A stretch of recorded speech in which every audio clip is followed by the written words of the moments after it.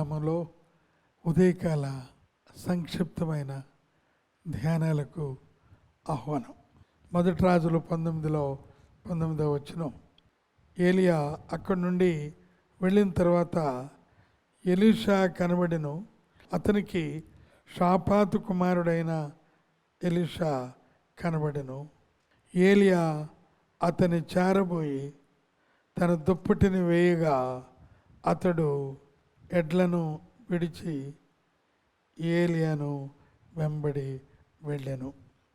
ఇక్కడ ఇద్దరు శ్రేష్టమైన వ్యక్తులు కనబడుతూ ఉన్నారు. మొదటి వ్యక్తి పేరు ఏలియా. ఏలియా అనగా యెహోవాయే దేవుడు అని అర్థం. ఏలియా అనగానే రోషం కలిగిన ప్రవక్తని, గొప్ప ఆసక్తి కలిగిన ప్రవక్త అని అర్థం. అయితే ఆయనకు శిష్యుడు ఒక అతను ఇక్కడ వెంబడించాడు. ఆయన పేరు ఎలీషా. ఎలీషా అనగా యెహోవాయే రక్షకుడు అని అర్థం. ఆయన రక్షించువాడు అని అర్థం. ఏలియా గంభీరమైన సేవకుడు. కాబట్టి 1 రాజుల గ్రంథం అక్కడ మనం గమనించినట్లయితే ఏలియా విషయంలో అద్భుతాలు జరిగినట్లుగా మనం చూస్తూ ఉన్నాం. అద్భుతాలు జరిగినాయి. 8 అద్భుతాలు ప్రస్ఫుష్టంగా అక్కడ కనబడుతూ ఉన్నాయి. శూన్యమై రాలు వారి గృహంలో అద్భుతం కానీ, ఆ యొక్క శిఖరాగ్రం పర్వతము అక్కడి నుంచి పరలోకం నుంచి అగ్ని దిగటం కానీ, ఇవన్నీ అద్భుతాలు అక్కడ చూచాం. ఎలీషా జీవితంలో కూడా ఏలియా జీవితంలో 8 అద్భుతాలు జరిగితే ఎలీషా జీవితంలో 16 అద్భుతాలు దేవుడు ఆయన ద్వారా చేయగలిగి ఉన్నాడు. దేవునికి స్తోత్రం కలుగును కాక. ఎలీషా చేసిన అద్భుతాలు 16. అయితే ఒక విషయం మనం జ్ఞాపకం చేసుకుంటున్నాం. ఈ ఉదయకాలంలో 2వ రాజుల గ్రంథం 5వ అధ్యాయంలో ఒక వ్యక్తి మనకు కనబడుతూ ఉన్నాడు. ఆయనే నయమాను. ఆయన సిరియా దేశానికి సర్వ సైన్యాధిపతిగా ఉన్నాడు. చాలా మంది మార్బలం ఉన్నారు. కానీ అతను కుష్ఠరోగి. కుష్ఠరోగాన్ని ఏం తగ్గించుకునేవాడు కాదు. కఠినమైన మనసు కలిగిన వాడు, కష్టపడి పని చేయగలిగిన వాడు, రాజుగారికి అనుకూలంగా ఉండినవాడు. సరే, ఇక్కడ ఆ సిరియా దేశంలో ఉన్న ఒక చిన్నది, యూదురాలైన ఒక చిన్నది చెప్పగా, మా సేవకుని దగ్గరికి మీరు వెళ్ళాలంటే వెళ్ళినప్పుడు చాలా మంది మార్బాలంతో వెళ్ళాడు. కానీ అక్కడ వచ్చి ఆయనే ఎలీషా గారు వచ్చి తన శరీరం మీద చేయబెట్టి ప్రార్థన చేస్తాడు అనుకున్నాడు. కానీ ఆయన రాలేదు. ఆయన కబురు చేశాడు, మీరు వెళ్ళండి, యోర్దాను నది ఎక్కడ ఉన్నది, దానిలో 7 సార్లు మునగండి అని అన్నప్పుడు ఆయన రౌద్రుడై తర్వాత ఏదో రకంగా నచ్చ చెప్పగా ఆయన దేహము మార్చబడింది.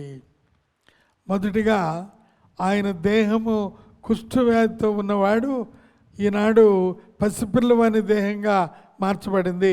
దేవుని స్తోత్రం కలుగును గాక.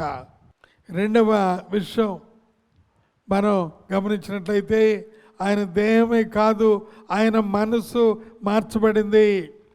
ఆయన మనస్సు మార్చబడింది.